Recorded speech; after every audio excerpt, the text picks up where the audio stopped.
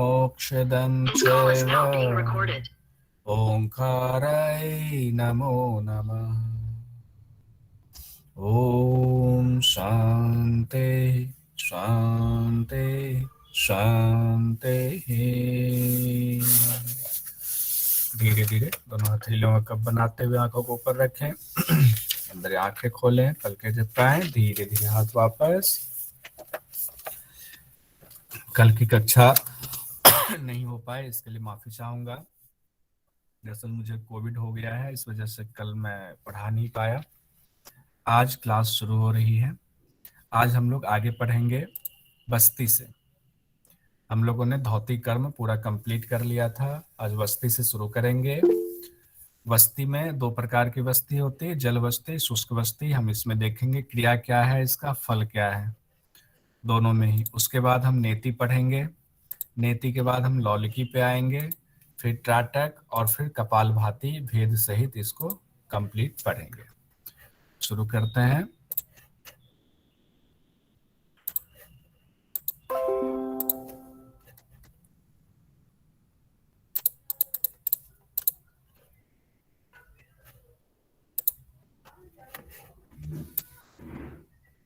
मेरे ख्याल से इतना सही है।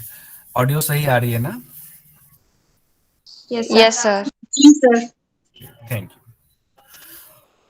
बीच बीच में थोड़ी सी मुझे ड्राई कफ ऐसा हो रहा है, तो माफी चाहूंगा उसके लिए। पहले हम लोगों का पहला श्लोक है बस्ती में। एक तो कई बार ये कंफ्यूजन हो जाती, बस्ती बोलेंगे वस्ती बोलेंगे, तो कई जगहों पर कई पुस्तकों में भी ब शब्द का इस्तेमाल किया गया, बस्ती। तो बस्ती नहीं, वस्ती ही सही है, तो वस्ती का इस्तेमाल करेंगे। क्या कुछ मैसेज आया है? कोई बात नहीं, वस्ती का इस्तेमाल करेंगे। कहा गया है जल वस्ती शुष्क वस्तिर वस्ती च द्विविधो स्मृतो जल वस्तिं जले जल वस्तिं जले कुर्यात शुष्क वस्तिं सदाशितो। अब इसमें दो चीजें हैं। एक तो पहले बताया गया कि जल वस्ती और शुष्क वस्ती, ये दो वस्ती का भेद है। एक जल है, दूसरा शुष्क है। यहाँ शुष्क इस्तेमाल किया गया है, जनरली हम लोग बोलने में इसको जल वस्ती और स्थल वस्ती भी कहते हैं। गलत नहीं है, स्थल वस्ती ही है वो, लेकिन यहाँ पे इस्तेमाल शुष्क शब्द किया गया है, इसका ध्यान रखेंगे। उसके बाद कहा गया है जल वस्ती जल में किया जाता है, और स्थल वस्ती सदा छितों में, मतलब क्षिति बोला जाता है धरती को, हमेशा धरती पे किया जाता है। धरती से यहाँ मतलब पूरे धरती से नहीं है, जमीन से यहाँ अर्थ है। अब इसका अगला देखते हैं हम लोग। जलवस्ती की क्रिया कैसे बताई गई है। जलवस्ती के बारे में कहा गया है नाभि मग्न जले, नाभि तक जल में हम जाएंगे। न्यस्तवान उत्कट आसनम, नाभि तक जल में जाकर, नहीं, नाभि मग्न जले पायु न्यस्तवान उत्कट आसनम, नाभि तक जाकर उत्कट आसन के अभ्यास में आएंगे। उसके बाद आकुंचन प्रसारणम जलवस्ती समाचरेत, पहली एक क्रिया बताई गई है। पहला स्टेप है कि हम नाभि तक जल में जाएं। उसके बाद कहा गया उत्कट आसन में आए, और इसमें पायु शब्द को डाला गया। पायु का मतलब होता है गुदाद्वार, गुदाद्वार को पायु कहा जाता है संस्कृत में। उसके कहते हैं आकुंचन प्रसारण, मतलब सिकोड़ना है, फैलाना है। च जलवस्ती समाचरित, इस तरह से ये क्रिया जलवस्ती की हुई। यहाँ पे पायु को सिकोड़ना और फैलाना, इसी को अश्विनी मुद्रा भी कहते हैं, लेकिन यहाँ अश्विनी मुद्रा शब्द का इस्तेमाल नहीं किया गया है, जबकि क्रिया ये अश्विनी मुद्रा जैसा ही बताया गया है। जबकि अगले में आगे एक और क्रिया आएगी, उसमें अश्विनी मुद्रा का जिक्र किया गया है। तो ध्यान रखेंगे, जलवस्ती में पायु स्थान को आकुंचन और प्रसार तो बताया गया है, यानी सिकोड़ेंगे और ढीला छोड़ेंगे, सिकोड़ेंगे फिर ढीला छोड़ेंगे, फैलाएंगे नाभि तक जल में आकर के। अब उसका क्रिया का फल बताया गया है कि उससे होगा क्या। प्रमेहं च उदावर्त क्रूर वायु निवार्येत, इसमें कहा गया इससे प्रमेह और उदावर्त और क्रूर वायु तीन चीजें हैं। प्रमेह एक रोग है, वायु से संबंधित है। उदावर्त रोग है, जिसको आफरा रोग भी कहते हैं। और अब ये क्रूर वायु शब्द एक बार पहले भी आया था, क्रूर वायु शब्द इसमें फिर से आ रहा है। क्रूर वायु अपान वायु से संबंधित है, क्योंकि हमारे नीचे नाभि से नीचे गुदा द्वार के पास यानी पायु के पास अपान वायु होती है। तो क्रूर वायु, वो वायु जब बिगड़ जाती है तो उससे रोग उत्पन्न होते हैं, उसी को क्रूर वायु कहते हैं। उसका असंतुलन, अपान वायु का असंतुलन। लेकिन यहाँ शब्द अपान वायु का इस्तेमाल नहीं किया गया, ये ध्यान देंगे। तो इसको करने से क्या फल होता है? प्रमेह नामक रोग खत्म होता है, उदावर्त यानी आफरा नामक रोग खत्म होता है, और अपान वायु के रोग, क्रूर वायु के रोग खत्म होते हैं, निवारित होता है। उसके बाद भवेद स्वच्छंद देहश्च, भवेद स्वच्छंद देह, देह जो है स्वच्छ हो जाता है। उसके आगे और कहा गया कामदेव समो भवेत, कामदेव के समान हो जाता है। शरीर स्वच्छ होने के बाद कामदेव के समान हो जाता है, ये ध्यान रखेंगे।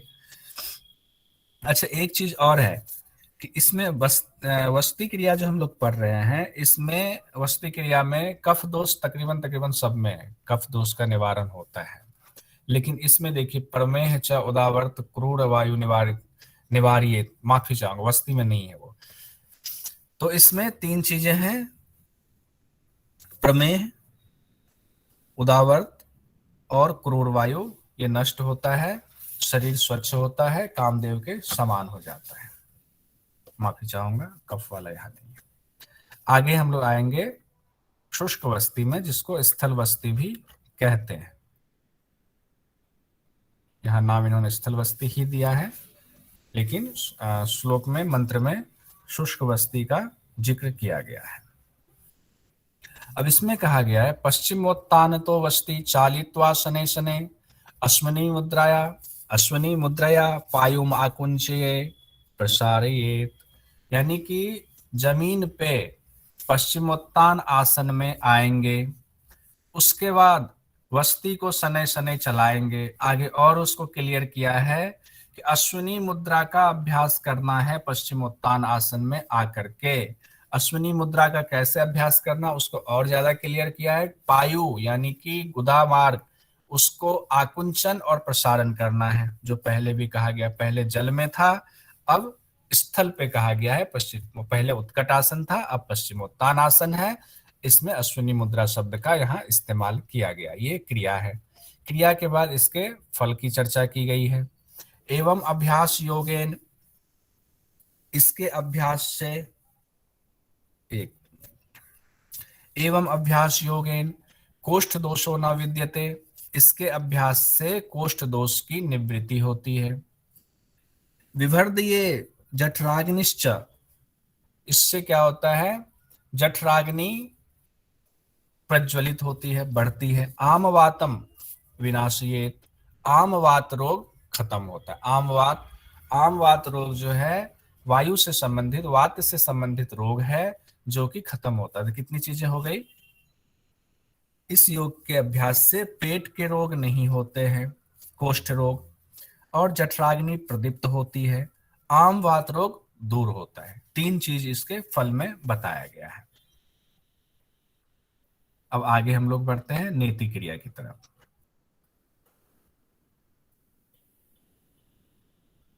उम्मीद है सब लोग नोट्स भी बना रहे होंगे। अब हम लोग नेति क्रिया में बढ़ते हैं। ध्यान देंगे, इसमें नेति में सिर्फ और सिर्फ सूत्र नेति की चर्चा की गई है। जल नीति के बारे में नहीं बताया गया, जबकि इसकी व्याख्या में जल नीति भी दिया गया है। वो अच्छी बात है, बहुत अच्छी पुस्तक है। तो हमें व्यवहारिक रूप में इसके व्याख्या को पढ़ेंगे, लेकिन एग्जाम के पर्पज से, परीक्षा के उद्देश्य से हम इसके सूत्र को देखेंगे। तो इसमें सिर्फ सूत्र नीति की चर्चा की गई है। इसमें कहा गया है वितस्तिमानं सूक्ष्म सूत्रम नासा नाले प्रवेशियेत। वितस्तिमानं, वितस्ती के मान के बराबर, यानी वितस्त्री के नाप का सूक्ष्म सूत्र। सूत्र की पहले व्याख्या की गई, कितना लंबा होना चाहिए? वितस्तिमान। उसके बाद कैसा होना चाहिए? सूक्ष्म सूत्र होना चाहिए। अब जब ये सूक्ष्म सूत्र वितस्तिमान का हो गया, तो अब उसको क्या करना है? नासा नाले प्रवेशियत, कि नासिका में प्रवेश कराना है।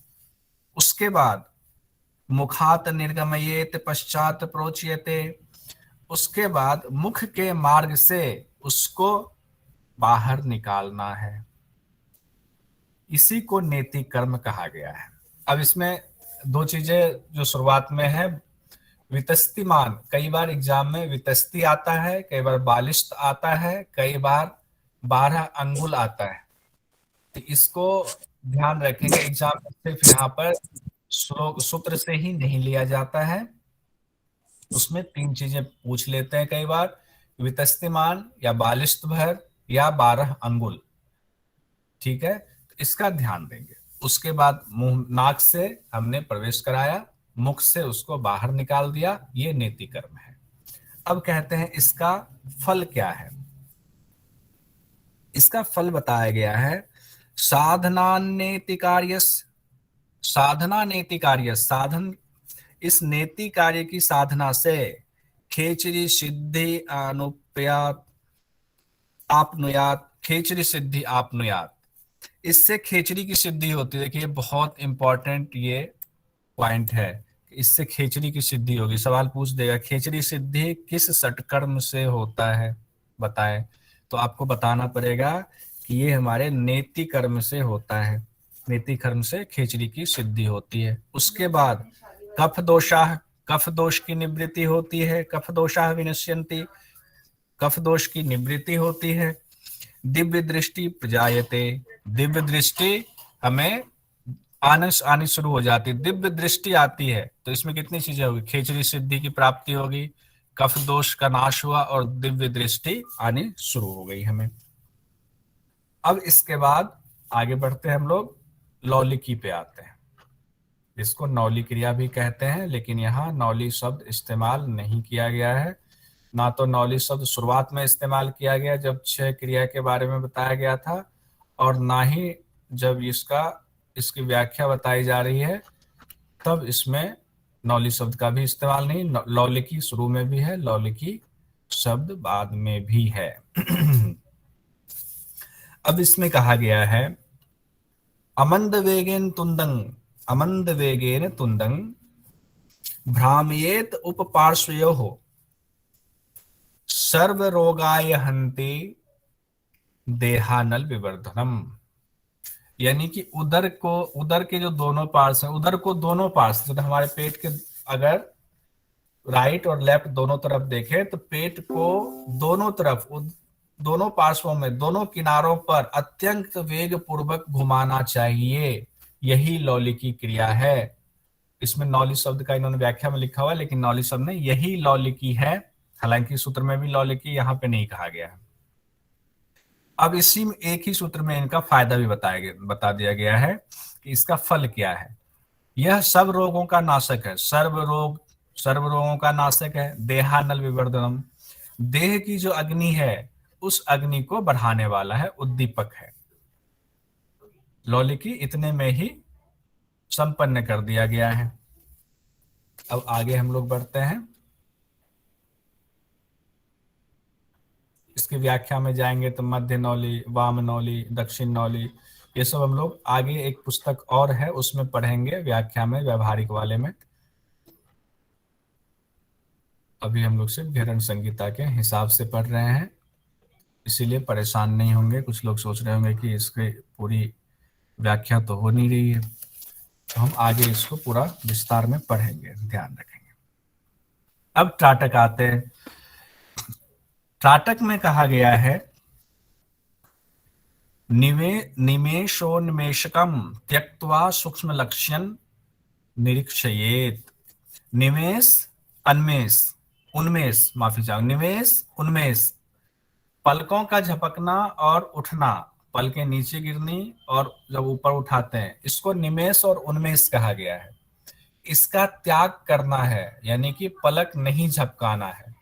और उसके बाद सूक्ष्म लक्ष्यं निरीक्षयेत, सूक्ष्म लक्ष्य की तरफ हमें लगातार देखना है, निरीक्षण करना है, देखना है। तो यानी कि बिना पलक झपकाए एक टक होकर के हमें सूक्ष्म लक्ष्य को देखना है। पतंति यावद शोणी टाटकम प्रोच्यते बुधे, पलकों का झपकना रोक कर जब सूक्ष्म लक्ष्य की तरफ हम अपलक देखते हैं तो आंसू निकलने लगे। पतंति यावद शोणी, आंसू निकलने लगे तब तक हमें देखना है, इसे त्राटक कहा गया है। एवं अब इसका फल बताया गया, एवं अभ्यास योगेन सांभवी जायते ध्रुवम। यहाँ एक और इंपॉर्टेंट चीज आ गया है, इसमें एक तो क्रिया में बताया गया क्या कि पलके नहीं झपकानी है, उसके बाद सूक्ष्म लक्ष्य को देखते जाना है, दूसरी बात की जब तक आंसू ना निकल आए। तो तीन चीजें हो गई, पलके नहीं झपकानी है, सूक्ष्म लक्ष्य को देखना है और आंसू आने तक देखना है। तीसरी बात अब इसमें फल बताया गया है, इसको करने से सांभवी मुद्रा जो है निश्चित तौर पर वो सिद्ध हो जाता है। जायते ध्रुवम, ध्रुवम शब्द का इस्तेमाल किया गया है, तो सांभवी मुद्रा की स्थिति हो जाती है। जायते ध्रुवम, सांभवी मुद्रा आपका सिद्ध होता है। नेत्र रोगा विनश्यन्ति, दिव्य दृष्टि प्रजायते, नेत्र रोग हमारे खत्म हो जाते हैं, इससे नेत्र रोगों का नाश हो जाता है त्राटक से, और दिव्य दृष्टि हमारी आ जाती है। तो अब देखिए इसमें कितनी चीजें होगी, इससे पहले आया था एक में खेचरी मुद्रा, और इसमें आ गया सांभवी मुद्रा, नेत्र रोग भी खत्म हो गए, दिव्य दृष्टि आ गया। तो खेचरी मुद्रा और सांभवी मुद्रा का कहीं से भी सवाल आ जाता है, सांभवी मुद्रा किस षटकर्म को करने से सांभवी मुद्रा की सिद्धि होती है, इसका ध्यान रखेंगे। अब आगे हम लोग बढ़ते हैं।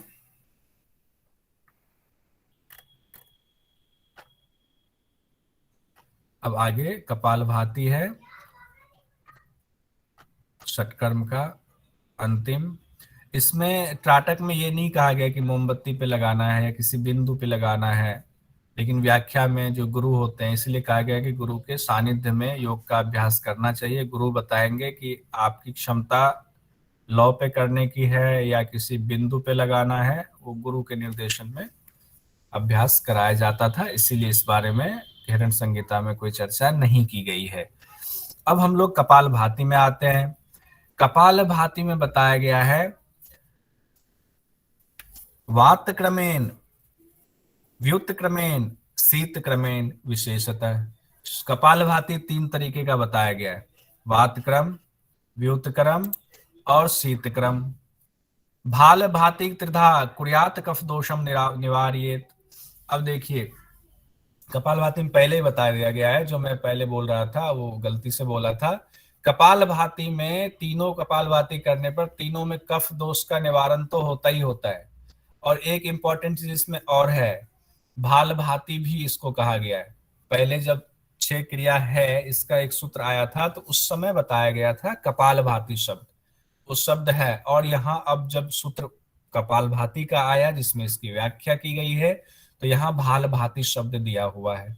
तो एग्जाम में कई बार भाल भाति भी आ जाता है, कपाल भाति भी आ जाता है, तो ध्यान रखेंगे घेरड़ संहिता में कपाल भाति के लिए 2 शब्द का इस्तेमाल षटकर्म के अंतिम अभ्यास के लिए किया गया है, कपाल भाति और भाल भाति।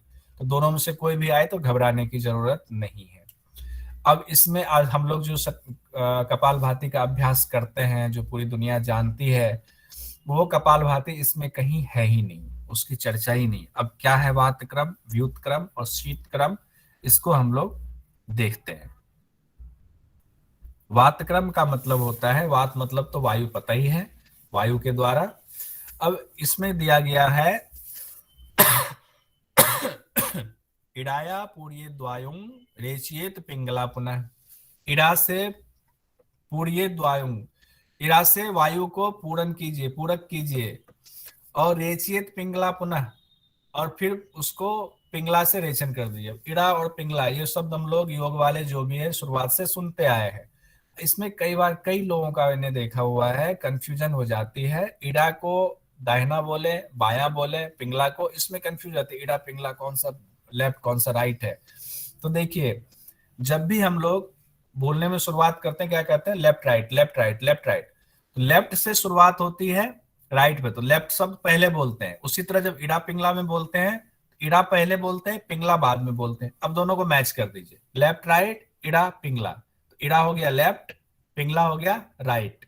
तो एक लेफ्ट हो कौन सा, बाया दायना, तो बाया कौन सा होता है, चंद्र, और दायना कौन सा होता है, सूर्य होता है। तो इस तरह से हम याद कर सकते हैं, इसको दिमाग में बिठा लें, लेफ्ट राइट और इड़ा पिंगला। तो हम कभी नहीं बोलेंगे कि लेफ्ट वाला इड़ा है या राइट वाला।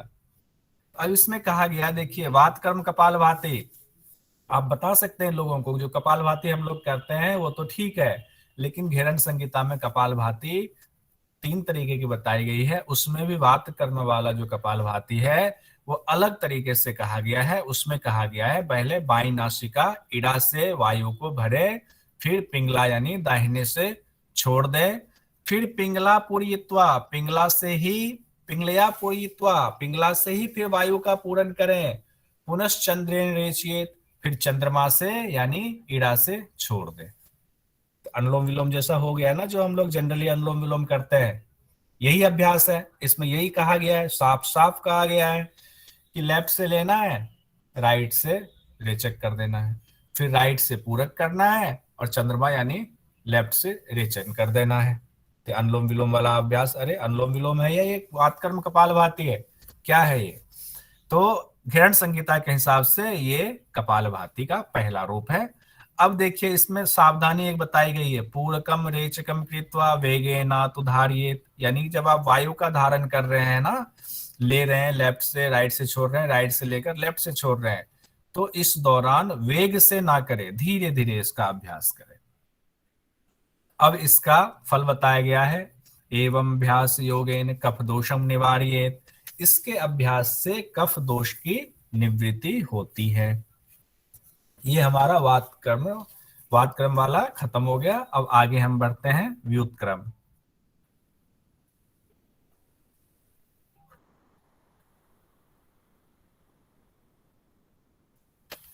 अब व्युत क्रम है, व्युत क्रम में कहा गया है नासाभ्याम जला नासाभ्याम जलमाकृष्य पुनर्वक्त्रेण रेचयेत, पायम पायम व्युत्क्रमेण श्लेष्मा दोषं निवारयेत। अब देखिए इसमें ना 2-3 पुस्तकों में अलग अलग इसकी व्याख्या थोड़ी सी दी गई है, तो मैं कई लोगों से इस बारे में बात कर चुका हूं, लेकिन कंफ्यूजन मेरी भी अभी दूर नहीं हुई है, आप लोगों की भी कंफ्यूजन में इसमें थोड़ा सा मैं रहने देता हूं। आप लोगों को कहीं से पता चले तो मुझे भी बताइएगा। अब इसमें क्या कंफ्यूजन है वो देखिए। नासाभ्याम जलमाकृष्य, कि नासिका से जल को पीजिए, पुनर्वक्त्रेण रेचयेत, फिर मुंह से रेचन कर दीजिए। ये लाइन तो समझ में आ गई, इसमें कोई कंफ्यूजन नहीं है। नासिका के से जल को पीना है, मुख से निकाल देना, ये व्युत्क्रम जनरली हम लोग यही जानते हैं।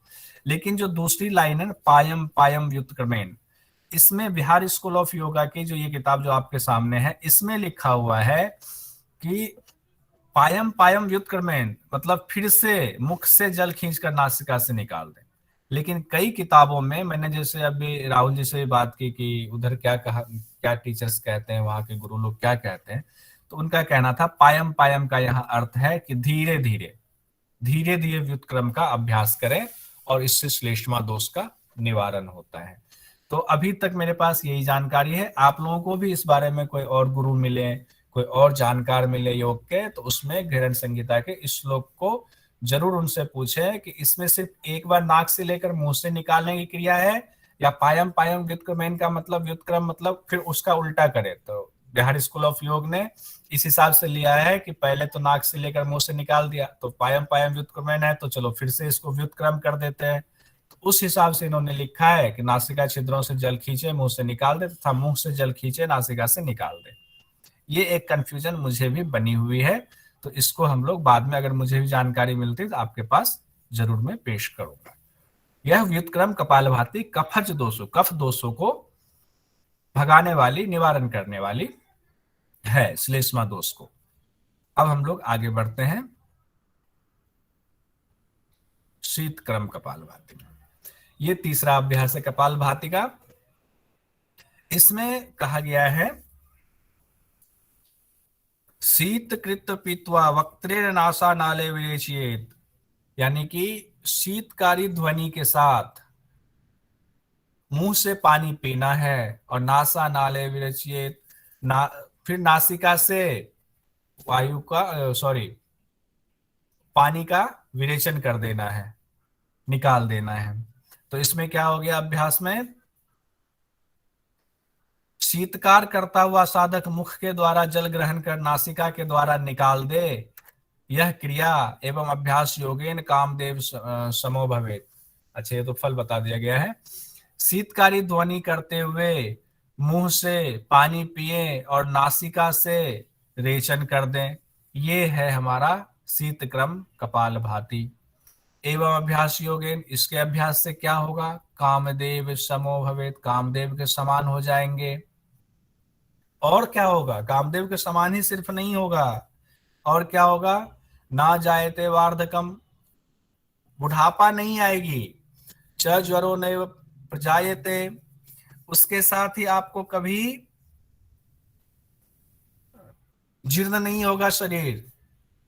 च ज्वरो नैव प्रजायते, शरीर कभी जीर्ण नहीं होगा। भवेत स्वच्छंद देहम, भवेत स्वच्छंद देहम, शरीर स्वच्छ हो जाएगा। कफ दोषों निवार्य, कफ दोष का निवारण होगा। इसमें अर्थ में देख लेते हैं, इसके द्वारा साधक का शरीर कामदेव के समान सुंदर हो जाएगा, बुढ़ापा नहीं आएगी, शरीर में स्वच्छता उत्पन्न होगी तथा कफ दोष का निवारण होगा। जरो नैव प्रजायते, मुझे लगता है इसके बारे में यहाँ नहीं दिया गया है। ज्वरो नैव प्रजायते, ज्वर भी कभी नहीं आता, शायद इसका ये होना चाहिए, लेकिन दूसरी पुस्तक में शरीर जीर्ण नहीं होता है ये दिया हुआ था। ये एक कंफ्यूजन यहाँ भी थोड़ी सी मुझे है, जो स्पष्ट मैं कहना चाहता हूं। अब आगे यहां तक ही हम लोग आज पढ़ेंगे। अब एक बार हम लोग इसका रिवीजन कर लेते हैं, देख लेते हैं अभी तक हम लोगों ने क्या पढ़ा, इसको मनन कर लेते हैं। बिल्कुल मन को शांत कर लीजिए और देख लीजिए स्लाइड के हिसाब से।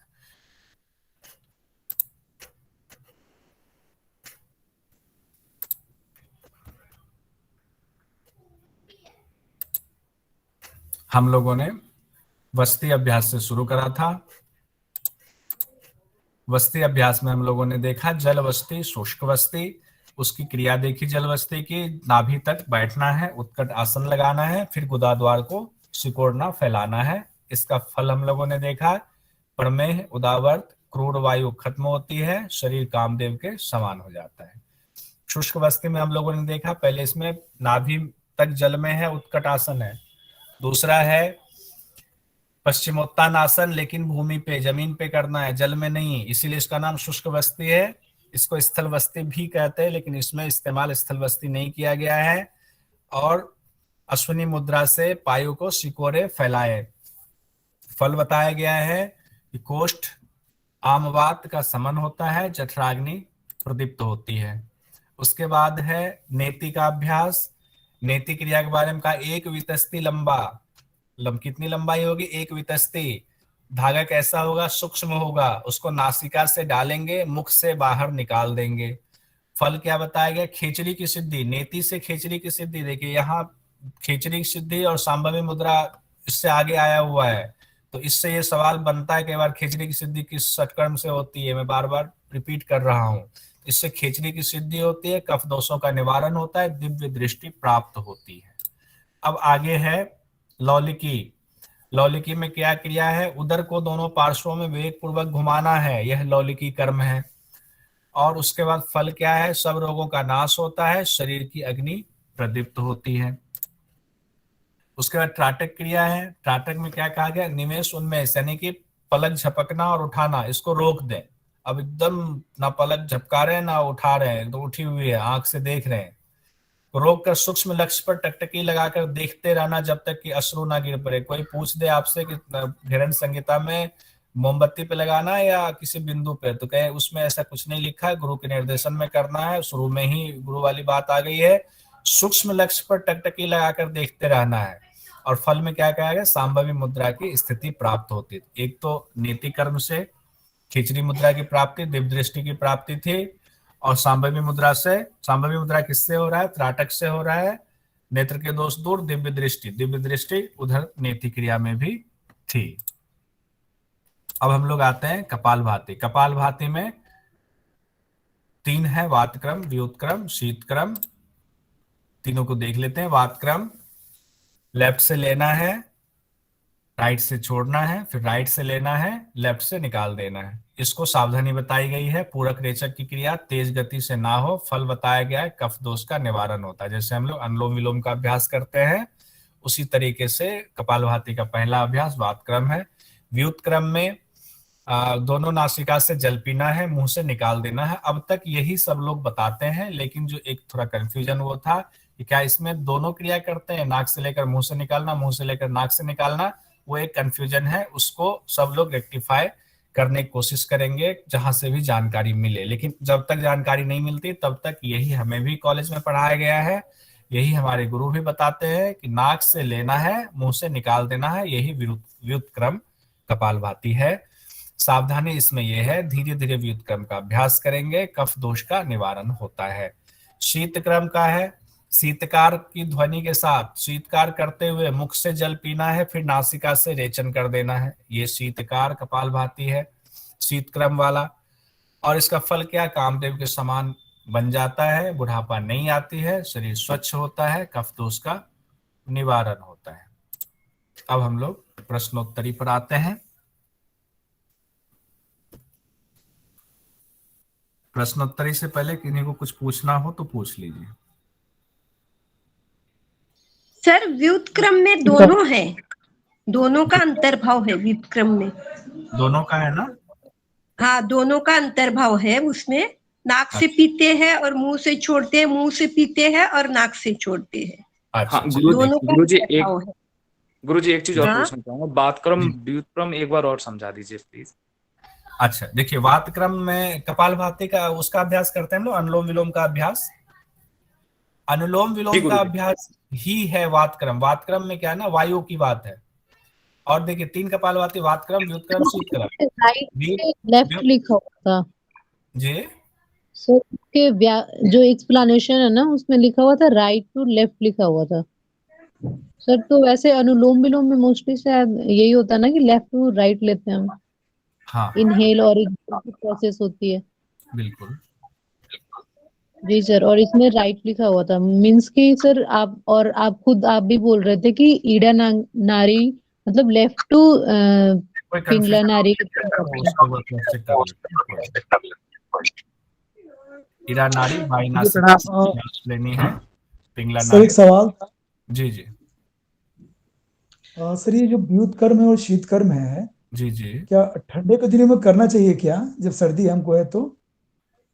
देखिए, योगी के लिए जो योग साधक हैं, स्टूडेंट हैं, जो पूरे अभ्यास करते हैं, उनके लिए कोई दिक्कत नहीं है।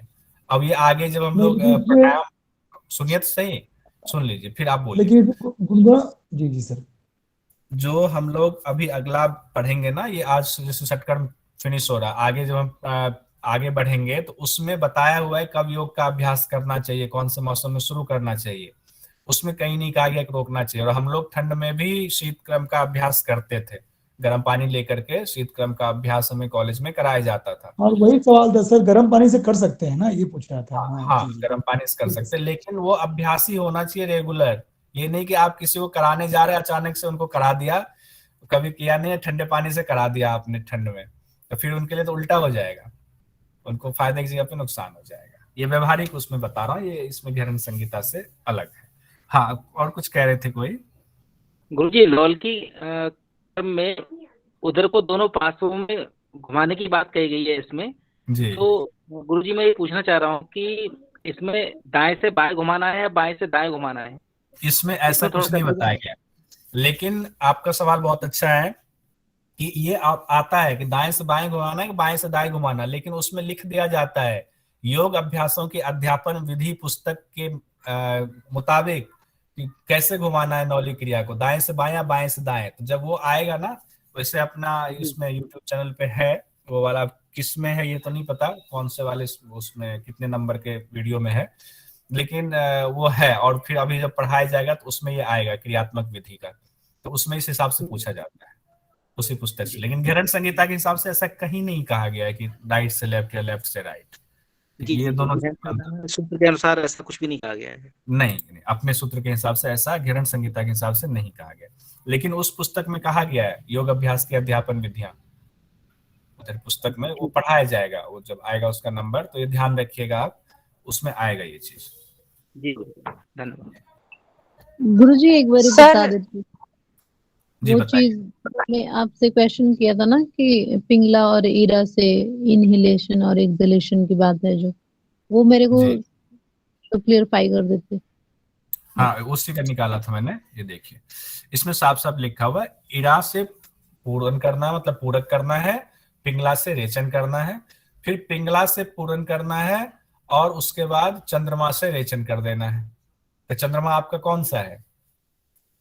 चंद्रमा सर लेफ्ट लेफ्ट। को। हाँ नाड़ी अब हो गया, इरा से, इरा कौन सी हो गई नाड़ी? बाई नासिका। माइनर। इरा को ही चंद्रमा कहते हैं।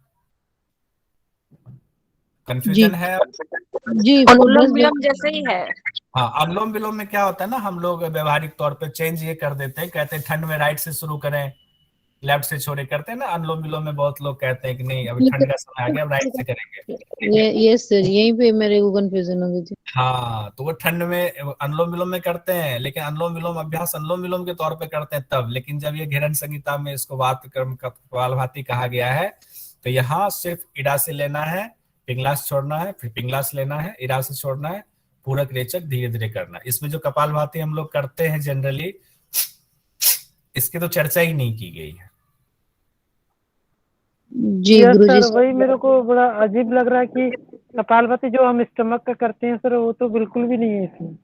हाँ इसमें भी नहीं है, और कई और पुस्तकों में भी उस तरीके से नहीं बताया गया, लेकिन वो गलत नहीं है। कहीं ना कहीं किसी पुस्तक में या तो गुरु शिष्य परंपरा से वो आया हुआ है, क्योंकि क्रिया योग में भी उसी कपालभाति का अभ्यास कराते हैं जो सर हट प्रदीपिका में तो बताया गया है ना सर हट प्रदीपिका में तो है वो लोहार की ढोकनी के कहा गया है ना समान। कि वो बराबर होना चाहिए। धोकनी की तरह कहा गया है, धोकनी की तरह लेना छोड़ना है। अब धोकनी तो का वही Yes, sir. इनहेलेशन और एक्सहेलेशन ना हाँ। रेचक पूरक एक जैसा होना चाहिए। और हाँ। जब हम लोग करते हैं सर उसमें ना रेचक पूरक के अलावा हम लोग ना पूरे पेट पे ध्यान रखते हैं, रेचक पे ज्यादा ध्यान रखते हैं। इसलिए कह रहा हूँ ना, पूरक का पुस्तक से मेल नहीं खाती ना वो, जी जी जी इसलिए हट और सर प्रदीपिका में एक और चीज पूछना था भस्त्रिका सर। का ही- हट प्रदीपिका में जो कपालभाति का हाँ। है वो भस्त्रिका भस्त्रिका हाँ, का ही है। भस्त्रिका की no no no no no no no bhastrika is other. Bhastrika तो नहीं, वो तो उसके बारे में बताएगा आपका जी बताएं बताएं, कोई नहीं। ये अरे वो तो प्राणायाम के बारे में बताया गया, वो तो भस्त्रिका प्राणायाम बताया गया है, आप जो प्राणायाम अपने बताएं, हाथ प्राणायाम से मिलता बताया गया जुलता था। जो है कहा गया है ना। जी जी और इसमें तो प्राणायाम से पहले ही षटकर्म की चर्चा की गई है आपको हठयोग प्रदीपिका में, है ना। हठयोग प्रदीपिका में जी जी षटकर्म की जी चर्चा किस अध्याय में है? प्राणायाम वाले अध्याय में है। हाँ हाँ बिल्कुल सर। हाँ क्योंकि कहा गया कि इसको करने से कफ दोष का नाश होगा, तो इसीलिए पहले इसका अभ्यास कर लेते हैं। ये तो शुद्धि क्रिया है सर, शुद्धि हाँ, क्रिया है ना कपालभाति। हाँ बिल्कुल बिल्कुल, ये शुद्धि क्रिया है। सर सर इस एक और कंफ्यूजन था सर, अब जब देखिए आपने कहा ना, मैं पुस्तक निकाल लिया है हठ प्रदीपिका का, उसमें कहा गया है भस्त्रा भस्त्रावल्लोहकार से रेच समम प्रभो, कि लोहकार यानी कि लोहार की धौकनी के समान शीघ्रता से रेचक उड़क करने से कपालभाति होती है, यह कफ रोगों को नष्ट करती है। ये आपका हठ प्रदीपिका में है। ठीक है, तो हम लोग जो आजकल कपालभाति करते हैं वो तो उससे मैच ही नहीं खाता है जो हठ प्रदीपिका में भी कहा गया है। ये मैं कहना चाह रहा था। अब सवाल जनरली उसको सर भस्त्रिका कहा जाता है। कंफ्यूजन था अगर श्वास लेना फिर एकदम उसको छोड़ना। सर, जो अभी जो व्युत कर्म की अपन बात कर रहे जी हैं जी सर, बताएं व्युत्क्रम की बात। हाँ सर व्युत कर्म के बारे में तो बता रहे थे। गुरुजी उसमें नेरी लिखा है कि नाक से लेके मुंह से छोड़ना है सर। हाँ हाँ ठीक है, फिर अभी जो आप अभी क्वेश्चन हुआ कि मुंह से फिर वापस लेना, नाक करना है सर, तो फिर शीत कर्म तो सेम है सर। तो मुझे लगता हाँ, है सिर्फ नाक से लेके मुंह से छोड़ना। हाँ, जी मुझे सर। भी वही लगा, इसी को लेकर थोड़ी सी कंफ्यूजन है। हाँ नाक से लेके मुंह से ही हाँ, छोड़ना इसका सर फिर जी जी जी, मेरे को लगता आधा है यही होगा इसमें सर, कंफ्यूज है। है। नहीं, शीत क्रम में सिर्फ नाक से लेकर मुंह से छोड़ना है, सिर्फ एक ही प्रोसेस है शीत क्रम में। और व्युत क्रम में दो प्रोसेस है। हाँ शीत कर्म में ना मुंह से लेके नाक से छोड़ना है। इसमें बहस का गुंजाइश अभी बंद कर।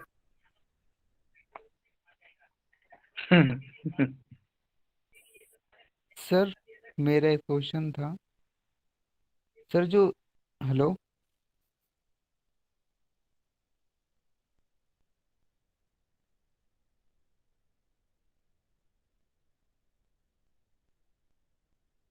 आवाज नहीं आ रही है, आवाज नहीं आ रही है। गुरुजी। अच्छा अब आवाज आ रही है। अच्छा वो म्यूट हो जी। गया था, लगता है मुझे म्यूट कर दिया गया था, कोई बात सर नहीं। सर जो सूत्र नेति है, जी तो सर उसमें जो वितस्ती है उसका मतलब सर, और जो इसमें वितस्ती अर्थ में मतलब लिखा होता हुआ है है, बलस्ती वरियाणा। हाँ बलस्ती भी उसको कहते हैं, वितस्ती भी कहते हैं, 12 अंगुल होता है, एक बित्ता भी उसको कहते हैं। सर आधा हाथ भी लिखा है इसमें, आधा हाथ। हाँ एक बित्ता मतलब ऐसे आप एक बित्ता लेंगे ना तो आधा हाथ का भी होता है, उसमें कई है, कई उसके हैं, आधा हाथ, 12 अंगुल, या एक बित्ता, एक जी बितस्ती, बलस्ती, ये सब में से कुछ भी आ सकता है। जी सर जी। इंच का मैं पुष्पलता जी देख लेता हूँ, इंच का क्या है, इंच में कितना आएगा, मैं कल 9 इंच, 9 9। 9 इंच, अच्छा। हाँ 9 इंच गौरव, है उस। गौरव हाँ जी, यस सर। 9। कुंज बिहारी जी कुछ कहना चाह रहे हैं, नहीं सर। आपने हाथ उठाया हुआ है इसलिए। अच्छा अब सवाल ले लें कुछ। जी जी सर। सर एक क्वेश्चन पूछना था। हाँ पूछे ना। सर जो इसके अंदर प्रमेय बोला गया है, क्या वो डायबिटीज से रिलेटेड है? प्रमेय रोग को का भी नाश होता आप है। जाता है, मुझे भी लगता है शायद, कंफर्म करके मैं बताऊंगा। Okay sir. ठीक, नेहा जी पूछ रही थी ना। सर जी सर जी। प्रमेय, श्वेत प्रमेय तरल के होता है। आपकी आवाज बहुत कट रही है, आपकी आवाज, आपका नेटवर्क इशू होगा, इसलिए आप जो बोल रहे थे समझ में नहीं आया। प्रश्नोत्तरी शुरू करते हैं, आवाज आ रही है ना। Yes sir. पहला सवाल है, जल वस्ती का अभ्यास किस आसन में करते हैं, जल्दी से बताइए। अरे क्या बात है, डॉली राज सिंह, धर्मवीर सिंह, दीपाली गांधी, नहीं तक जल, अच्छा नाभि तक पहले दे दिया हुआ, ठीक है। कितने जल में उत्कट आसन करना चाहिए, नाभि तक, प्रतिभा जी को सबसे पहले, नाभि तक सुरभि जी, बहुत बढ़िया, आयुषी जी, नाभि तक जल में, ठीक है। शुष्क बस्ती किस आसन में करना चाहिए, पश्चिमोत्तान, दीपाली जी पहले से टाइप करके रखती हैं क्या दीपाली जी बहुत अच्छा, शिवम जी बाद में कह रहे हैं अभी तक, ठीक है। तृप्ति जी, राधिका जी, गौरव जी, पश्चिमोत्तान आसन में शुष्क बस्ती में किस मुद्रा का अभ्यास करना होता है, अश्विनी मुद्रा, दीपाली जी बहुत बढ़िया, रेणु यादव, पश्चिमोत्तान, ठीक है, अश्विनी मुद्रा, अश्विनी मुद्रा, हम लोग जब मुद्रा वाला चैप्टर पढ़ेंगे उसमें आएगा अश्विनी मुद्रा, अश्विनी मुद्रा, अश्विनी मुद्रा, बहुत बढ़िया। घेरन संहिता में नेति कितने प्रकार की बताई गई है, एक प्रकार की, एक प्रकार की। जल नीति बताई गई है ना, सूत्र नीति, गौरव जी बहुत बढ़िया, सूत्र नीति, सूत्र नीति, ठीक है। नेति की लंबाई कितनी होनी चाहिए, एक बीत लंबा, दीपाली जी 9 इंच, 9 इंच, 12 अंगुल, 12 सिर्फ मत लिखिए, 12 अंगुल या तो लिखिए, वितस्ती, ठीक है। सुरभि जी, कुंज बिहारी जी, आधा हाथ, ठीक है, ठीक है, 12 अंगुल, प्रेरणा जी ने लिखा 12 अंगुल, ठीक है। कुंज बिहारी जी गलती से 112 अंगुल हो गया, ठीक है। नेति कर्म से कौन से मुद्रा की सिद्धि होती है, ये बहुत इंपॉर्टेंट है, खेचरी, बहुत बढ़िया प्रेरणा जी, दीपाली जी, आयुषी जी, खेचरी खेचरी खेचरी खेचरी खेचरी, सब लोगों ने कहा, नीता जी, बीरा किशोर जी, सुबोध जी, खेचरी, सॉरी खेचरी, पुष्पलता जी, ठीक है, खेचरी मुद्रा की होती है, नेति कर्म से खेचरी मुद्रा की होती है। लौलिकी में उदर को धीरे धीरे घुमाए या वेग से,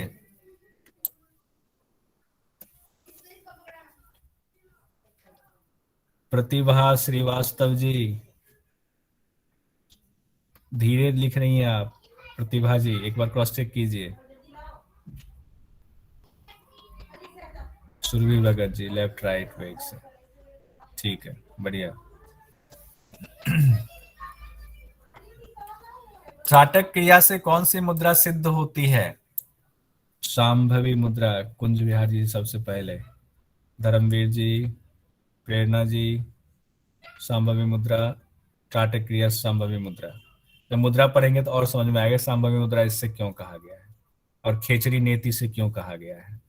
कोई बता सकते हैं कि नेति से खेचरी क्यों कहा गया और त्राटक से ये शांभवी क्यों कहा गया है?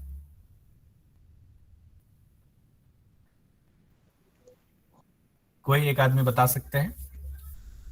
नेति से सर, क्यों कहा गया वो मैं बता दूं? जी बताइए।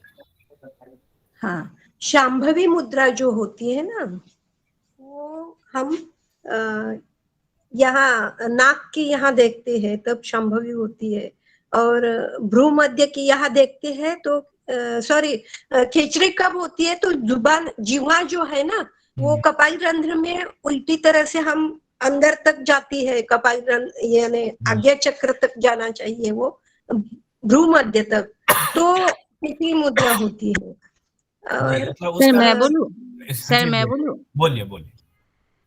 एक्चुअली नेति किया करने से हम लोगों का जो गले के अंदर जो कपल कोहर में तो खेचरी जीभ को तो ऊपर तालू के ऊपर लेकर जी मतलब कपल कोहर में लेकर जाना है, तो नेति करने से वो साफ हो जाता है। तो सोमरस सोमरस पीने के लिए तो वो रास्ता साफ हो जाता है जीभ। साफ हो जाता है, जिसको ये चीज। सुबोध जी हाथ उठा रहे, सुबोध जी बताइए, कुछ कह रहे थे। सर जब हम शांभवी मुद्रा लगाते हैं तो अपने जो आंख को है वो अपने अंतर ध्यान मतलब अंदर की ओर अपने ध्यान को लगाने का प्रयास करते हैं, और जी त्राटक से भी जो है एक ही बिंदु पर अपने आप को केंद्रित करके अपने आंख का जो मल जो है वो सब पूरा अपने ध्यान को बिल्कुल। केंद्रित ये करते तो ये दोनों में हैं। ना ये कॉम्बिनेशन याद करने के लिए बहुत अच्छा होगा कि नेति से कौन सी मुद्रा सोचने की जरूरत है। नेति से नाक की सफाई हो रही है, हम नाक के माध्यम से ही ऊपर तक जिह्वा को ले जाते हैं, तो उससे खेचरी मुद्रा ही होगी, तो खेचरी मुद्रा भी पढ़ेंगे। और शांभवी जैसा कि इन्होंने बताया अभी। सुबोध जी नाम है आपका या आपकी आईडी से नाम कुछ और अलग है आपका? Sir I am Subodh Yadav, actually मेरा नाम ही सुबोध है। अच्छा सुबोध जी, तो सुबोध जी ने जो बताया कि उससे आप ध्यान केंद्रित करते हैं और त्राटक में भी ध्यान केंद्रित करते हैं, तो दोनों चीजें मैच करती हैं, इसीलिए कहा गया है। इतना अच्छा है, मैच किया हुआ है। तो आगे हम लोग नेक्स्ट आते हैं। घेरन संहिता में कपालभाति के कितने प्रकार बताए गए हैं? नाम सहित बताना है। प्रतिभा श्रीवास्तव जी सबसे पहले, शिवम चौधरी जी ने वात क्रम, व्युत क्रम, शीत क्रम बताया हुआ है। नाम के साथ वात व्युत शीत। दिव्या भारती जी ठीक है, वात व्युत शीत। कुंज विहारी जी, धर्मवीर सिंह जी वात व्युत शीत। गौरव पंडित जी वात व्युत शीत। आयुषी जी वात व्युत शीत, बढ़िया। प्रेरणा जी, दीपाली गांधी 3 वात क्रम, व्युत क्रम, शीत क्रम, बहुत बढ़िया।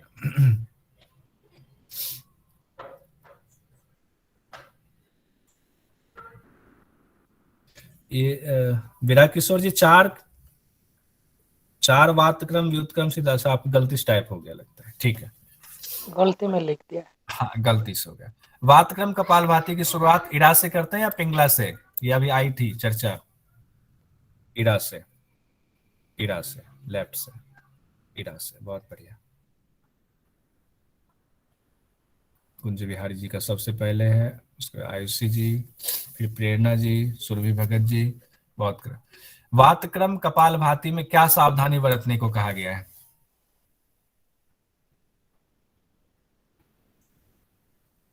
गौरव पंडित जी ने पूरा लिख दिया था, बहुत अच्छा गौरव जी। धीरे धीरे करना है, वेग से नहीं करना है। दीपाली जी बहुत बढ़िया, नॉट फास्ट। गौरव जी बहुत अच्छा, आराम से करना है, धीरे धीरे, स्लो, धैर्य से, बहुत अच्छा। वेग से ना करे। दिव्या भारती जी बिल्कुल वही शब्द इस्तेमाल किया, वेग से ना करे, गति तेज ना करें। प्रेरणा जी धीरे धीरे, ठीक है, सबका अच्छा है। व्युत क्रम कपालभाति में जल कैसे पीते हैं? नाक से। मुंह से। पुष्पलता जी व्युत क्रम है, शीत क्रम में नाक से लेते हैं। पुष्पलता जी नाक से, गौरव जी नोज से, योग की फिटनेस नाक से, दोनों नासिका से, सुरभि भगत जी बहुत बढ़िया, उन्होंने और क्लियर कर दिया कि दोनों नाक से लेते हैं, नाक से नोज एंड देन माउथ में भी बोथ। गौरव मनी नोज एंड देन, अच्छा चलिए कंफ्यूजन की स्थिति की वजह से आपने कहा, ठीक है। शीतक्रम कपालभाति में जल कैसे पीते हैं? मुंह से, बहुत अच्छा। कुंज बिहारी जी को सबसे पहले, दीपाली जी, प्रतिभा जी, रीति धर्मवीर जी, पंकज जी, पुष्पलता जी, दिव्या जी, मुंह से शीतकार करके। हाँ, प्रेरणा जी का सबसे बढ़िया आया हुआ है, शीतकार करते हुए मुंह से। ठीक है, खैर किस तरीके से ये नहीं मैंने बोला था, कैसे पीते हैं, ठीक है, ये और आपने क्लियर कर दिया, मुंह से शीतकार करते हुए। आयुषी सिंह जी ने भी लिखा हुआ है, बहुत अच्छा। किस कपालभाति से वृद्धावस्था नहीं आती है? शीतक्रम कपालभाति से। कुंज बिहारी शीतक्रम, दिव्या भारती जी शीतक्रम, आयुषी जी शीतक्रम, बहुत बढ़िया। रेणु जी, गौरव जी, बहुत बढ़िया। आज के लिए इतना ही था। शांति पाठ कौन करवाएंगे आज? खुद से आगे आएंगे तो बहुत अच्छा रहेगा। मैं कराऊं सर? कराइए। डॉली राज जी, और कौन है दूसरे डॉली राज जी के अलावे? वीरा किशोर जी कह रहे थे क्या? मैं कह रहा था सर, मैं धर्मवीर सिंह। अच्छा, धर्मवीर जी कह रहे थे। अच्छा, आज धर्मवीर जी आप करा दीजिए, क्योंकि पहले आपने कहा था। डॉली राज जी कल आप करा दीजिएगा। सभी